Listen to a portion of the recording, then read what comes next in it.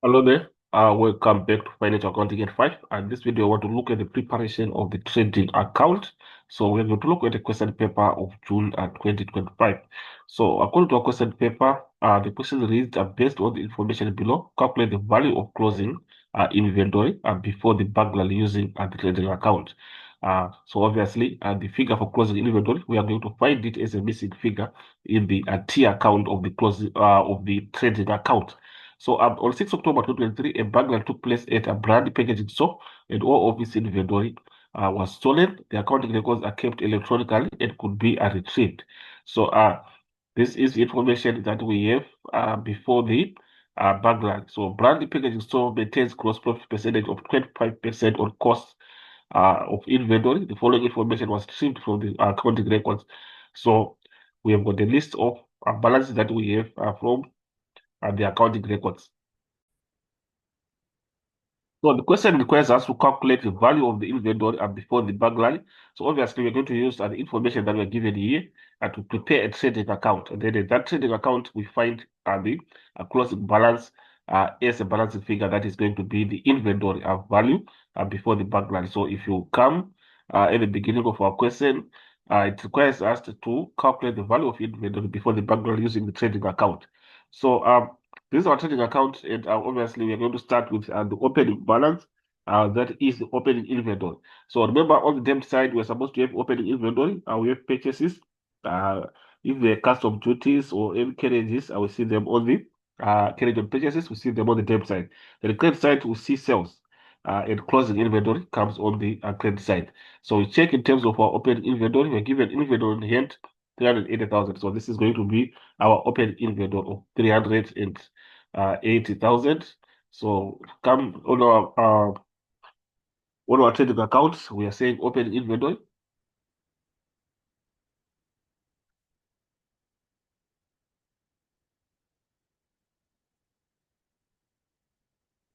and then the amount that we are given is our opening inventory. We are given it as 380,000.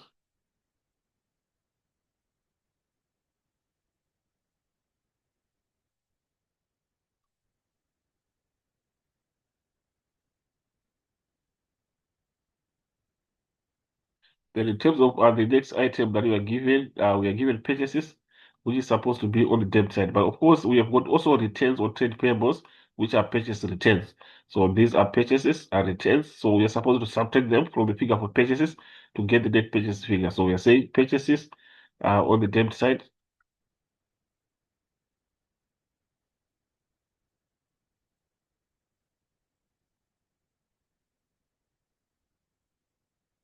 Then of course, in brackets, we are saying the purchase figure that we have 850,000 minus 5,750.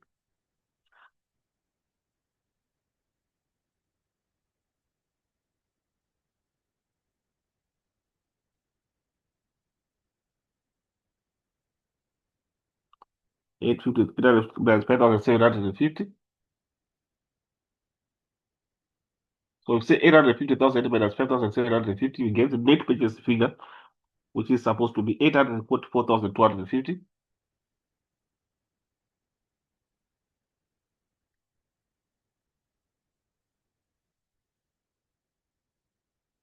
Then from there, we move on to the next item given. It is custom duties, 10,520, which is supposed to also to be on the debit side.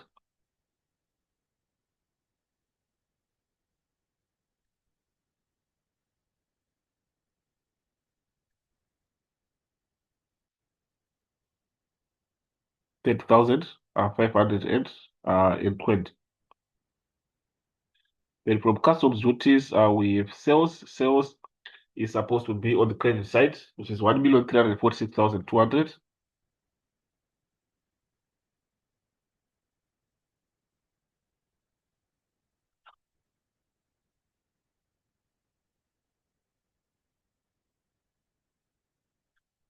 So this is what we have, and of course, the closing inventory figure should be on the credit side, and this is the figure that we are looking for. So we find it as a balancing figure. And then remember, we are supposed to have profit, gross profit or gross loss, depending on which side is bigger. But basically, gross profit, we find it as a markup. We find it as a markup. So we go back to the question and try to see what does the question say. We are told that a brand packaging store maintains gross profit percentage of 25% on costs on all inventory. So that is the calculation that we have. So what it means is, remember, uh, our formula says our cost price, which is our cost of sales, which we add our markup, we get our sales. So in this case, we are saying our cost price is always 100%, and our markup in this case we've got 25%. So we add 25%, we get 125%.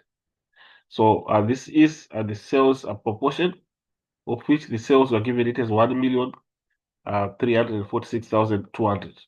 So this is our 125%. So this is simple proportion whereby we are saying 125% is equals to 1,346,200. And then the figure that we are looking for is the cost, which is going to represent the inventory. So it's 100%. So that's the figure that we are looking for, question mark. So use the formula. What you don't have is 100.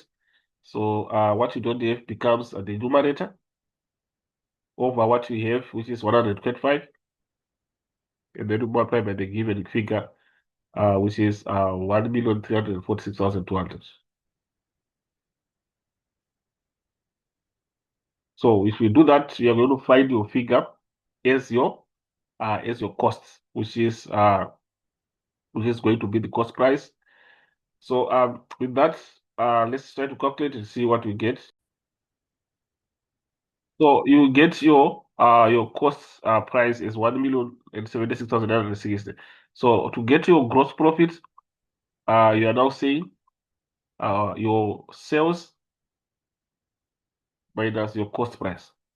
So we are saying 1,346,200, which is your sales minus your cost price, which you have calculated to be 1,076,960.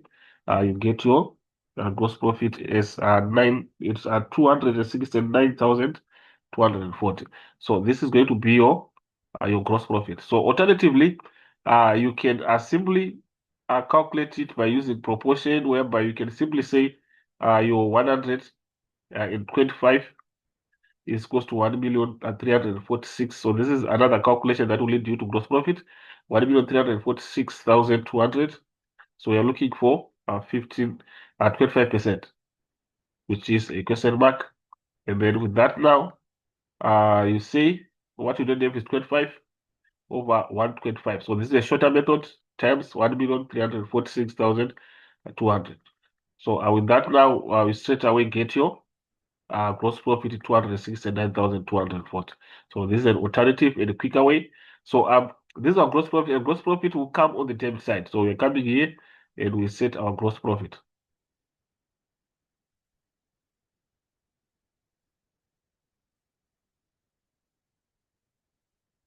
which we got is 269,000.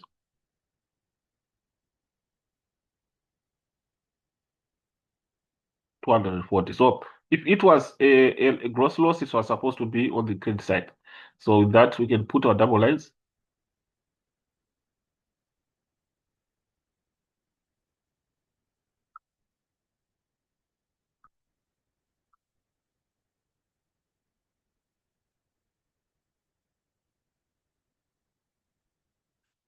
So if you add the debit side, obviously is going to be the greater total. You get a greater total of 1,524,010, which is also supposed to come on the credit side in between the double lines.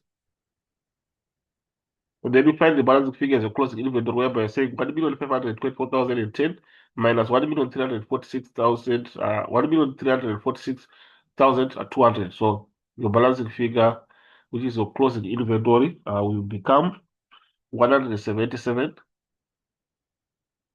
177,810. So this is the figure for closing inventory that we were looking for. So basically, this is what we have, guys, in this video, on the calculation of closing inventory. So thank you for listening, and hopefully the video is helpful. Let's meet again in the next video.